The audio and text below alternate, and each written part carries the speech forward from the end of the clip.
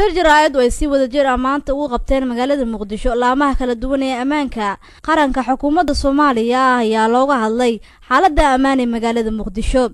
Shirka jaraa'id ayaa ugu horreyn waxa ka hadlay wasiirka arrimaha gudaha iyo amniga qaranka xukuumadda Soomaaliya Cabdisamed Macalin Maxamuud Sheekh Xasan Faarax kaasi oo sheegay in loo baahan yahay ka wada shaqeynta ammaanka magaalada Muqdisho.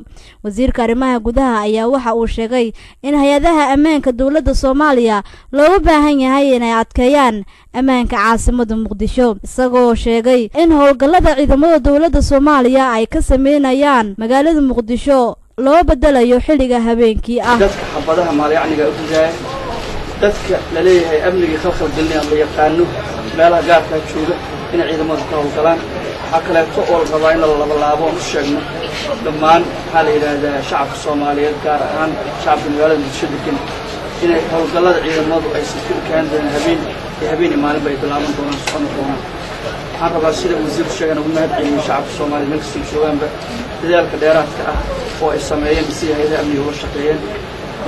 waxaan rabnaa inaan sheegno in hay'adaha amniga kala qaybsanayn sida wasiirku sheegay ay joogaan hay'adaha amniga ee dalka iyo dibadda labaduba ay joogaan oo ay maxaa la yiraahdaa si wada jir ah uga shaqeynayaan.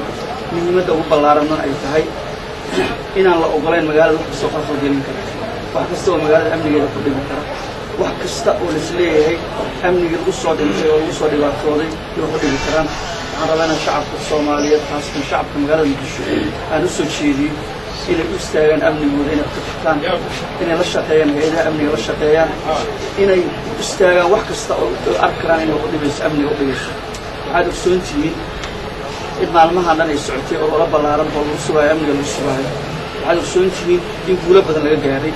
waxaad ogsoontihiin wax badan iska bedeleen guud ahaan amniga dhammaantiis magaalada Muqdisho. waxaa weli al'aan aan diyaar u yihiin ciidamadu yihiin mar labaad inay laab sameeyaan ayagoo u kala harsanayn police iyo mas'uul iyo military ciidanka amniga garab siinaya inay maxaa la yiraahdaa mar labaad u istaagaan inay soo dhamaystiraan waxyaabaha yarka ah. waxaan rabaa in dhiirigelin shacabka inay ayaguna u istaagaan inay cid u arkaan amnigeena ku dhageyso ay soo sheegaan oo si taabsan. waxaan rabaa horeyna u sheegnay mar labaadna rabana sheego hay'adaha amniga dhanna la farayo. wasiirka gaashaandhigga xukuumadda waqtigeedu uu dhamaaday Xuseen Carabi Ciise oo isna halkaasi ka hadlay ayaa waxa uu sheegay in ciidamada dawladda Soomaaliya aan lagu arki karin magaalada Muqdisho iyaga oo hub sharci darro ah ku wata. wasiirka ayaa sidoo kale sheegay in la arki karin askari ka tirsan dawladda Soomaaliya oo rasaas hawada u ridaya ama ku dabaaldegaya intaba sida uu hadalka u yiri. howlgalladii dhawaan iyo Muqdisho laga galay sidii loogu xasilin lahaa amniga magaalada si fiican bay u socdaan, natiijo badanna way ka soo baxday.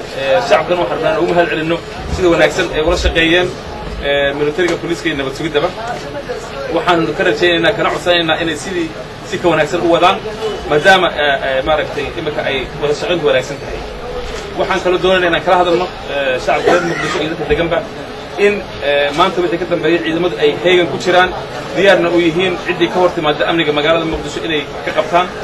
inaan la ogolaan doonin dabaaldegyo, inaan la ogolaan doonin dad hub si sharci darrada magaalada ku dhex mara, inaan la ogolaan doonin cid xabad cirka u rida si bilaa micno ah oo lala xisaabtami doono tallaabo sharciyana laga qaadayo. hadalka maanta ka soo baxay laamaha ammaanka dawladda Soomaaliya waxa uu imaanayaa iyadoo muddooyinkii ugu dambeeyay magaalada Muqdisho ciidanka dawladda Soomaaliya ay ka wadeen howlgallo baaritaano oo ay ku xaqiijinayaan ammaanka dalka Soomaaliya.